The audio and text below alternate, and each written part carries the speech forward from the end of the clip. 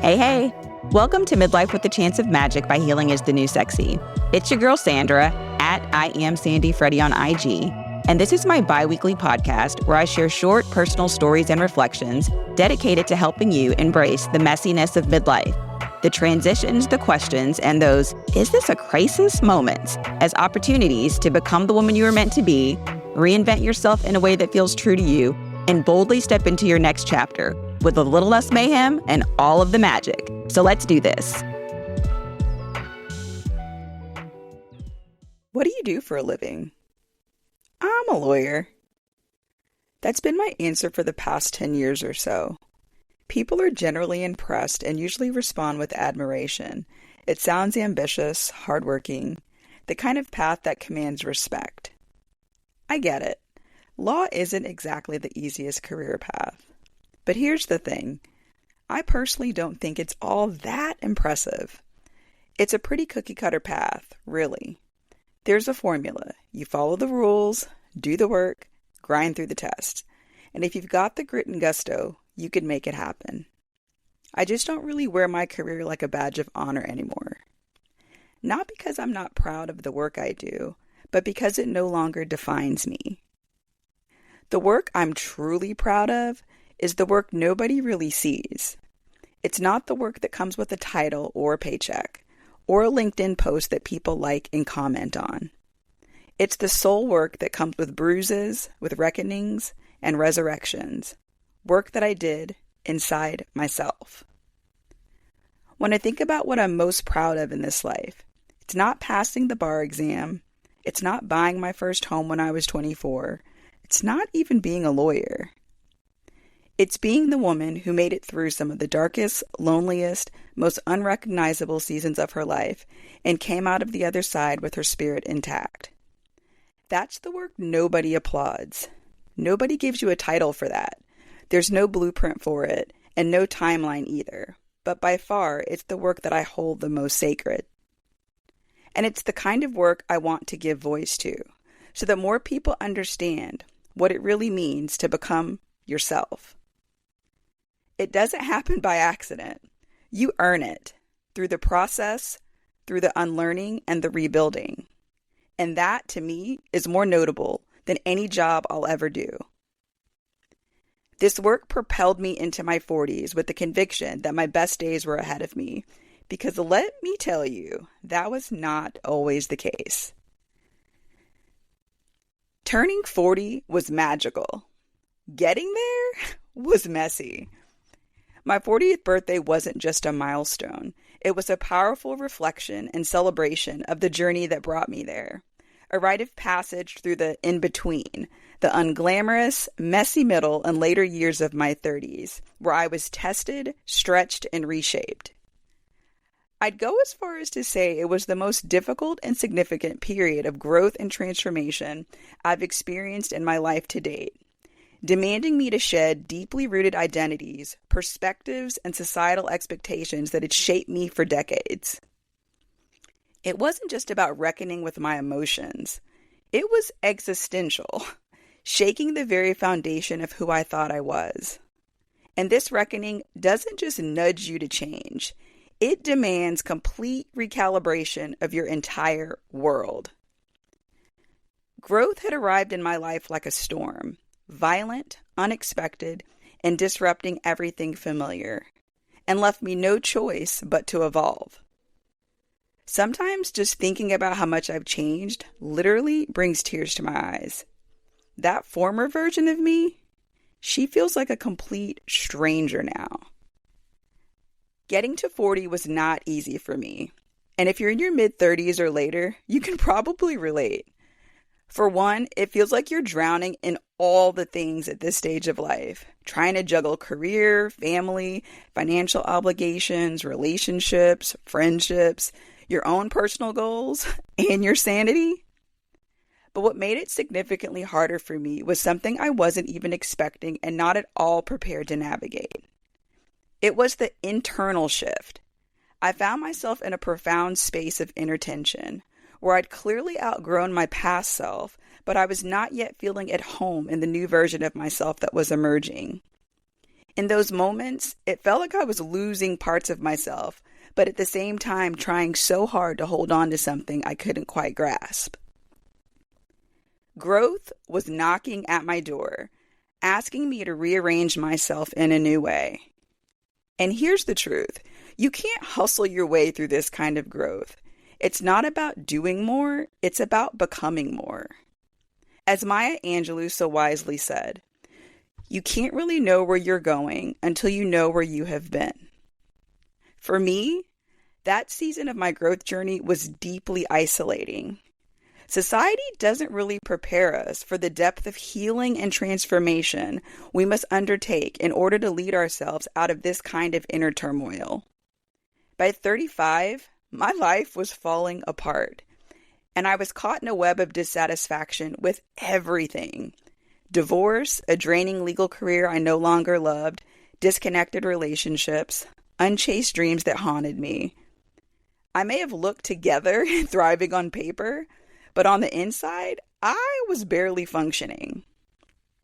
But no one talks about this part. We're conditioned to believe we should be settled by now, but instead, we're unraveling. The discomfort I experienced in my late 30s, the yearning for change, and the fear of what was next was so disruptive, overwhelming, and yes, it absolutely felt like a crisis. But here's the truth I wish I'd known then. It wasn't a breakdown I was having. It was actually a breakthrough. When life feels like it's pulling you apart, it's actually calling you to realign, to let go of what you've outgrown and step into what's next. I've come to call this wildly overlooked transition a rite of passage. It's sacred, it's uncomfortable, it's necessary. It's the gateway to the start of a magical second act. But crossing this threshold requires courage and the willingness to meet yourself where you are, even when it's messy. We glorify the milestones like getting to 30, reaching 40, as if there's some type of gold medal waiting for us when we arrive. But the real story? These milestones and achievements on their own, they don't mean anything. It's about the transformation it took to get there and honoring every experience that shaped us along the way. The noise of our responsibilities, obligations, and the busyness of life can be so loud that we often don't realize what's quietly stirring inside of us. It's so subtle that we miss it. It whispers to us as we grow older and evolve. This isn't the life you were meant to live. Our priorities shift. The things we once chased with relentless determination, money, titles, recognition, start to pale in comparison to what truly nourishes our spirit. In my 20s and early 30s, I was laser focused on money, big impressive titles, leadership opportunities, recognition, advancing at all cost. But as I neared 40, that completely shifted. Those once clear goals began to blur. I started craving something entirely different. Authenticity, freedom, alignment, wholeness, and joy. This shift in my identity was disorienting, feeling like a slow unraveling of the person I thought I was supposed to be.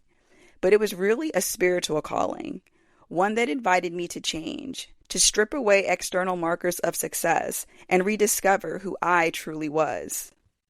But change? Who would dare to invite me to switch up everything I'd worked my butt off to build by the middle of my 30s? Who else but God? He does not play about us. Without a shadow of a doubt, I knew with everything in me, it was God calling to me. And it was terrifying and stirred up so much anxiety, resistance, and despair. God's calling didn't feel like a matter of convenience. It was a matter of choice, and I had to make a decision. Would I answer? For a long time, I didn't. I'm not going to lie. I resisted for about 2 years, coming up with every excuse in the book, from being too busy with work, too tired, anything I could think of. I was too scared and allowed my excuses to paralyze me into disobedience. But lucky for us all, God is a graceful God. He kept gently poking at my heart, little by little, until I finally listened and decided to obey and surrender. What I now know is this: when you find yourself in the midst of what feels like a midlife crisis, God is asking if you will step into the newness He's leading you to, or will you fold your arms, stomp your feet, and say no? We can choose to plant our feet in disobedience and not move, or we can step out in faith, trusting God with what He has in store for us. And here's what I've learned: the crisis we feel isn't something to fear. It's God's invitation to come home to yourself and reimagine who you can become. As I began paying attention to the revolution within and participating in the quiet conversation God was having with me, it became more clear. I had to learn a new dance: the dance of becoming. The best way I could describe it is this: it's a continuous dance, a constant interplay of shedding and carrying, where I had to learn what to let go of and what to retain and take forward with me. It's not a performance, it's a practice. It's the most raw, uncelebrated process and aspect of our growth we're not really prepared for and don't talk about. Yet it's profoundly beautiful and transformative when we allow ourselves to fully engage in it. Those hard experiences that hurt, they're not really meant to break us. So when we hold on to the pain, we miss out on the purpose and the power that our difficult lived experiences are intended for: to shape us, to help us understand ourselves, and to guide us towards who we were always meant to be. It's been an honor to answer God's call when I was in crisis and participate in this dance. And even now at 43, I'm still dancing. This chapter of my life feels rooted. I feel really grounded in knowing that midlife chaos is not a crisis, but instead it's an invitation and powerful turning point, a chance to redefine what truly matters, step fully into our authenticity, and create a life that feels aligned, not just accomplished. Psychologist Carl Jung captured the significance of 40 best when he said, "Life really does begin at 40. Up until then, you are just doing research." And I couldn't agree more. Our lived experiences help us connect the dots and find our way forward.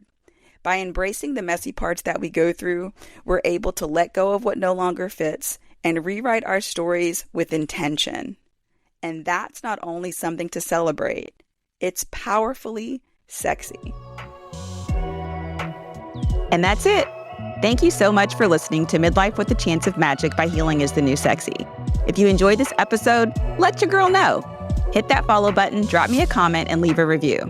And if you're looking for more tools, tips, and bestie big sis style guidance to help you reinvent yourself in your life, follow at Midlife with a Chance of Magic pod on social and subscribe to the newsletter at midlifewithachanceofmagic.com. Until next time, take care and keep becoming.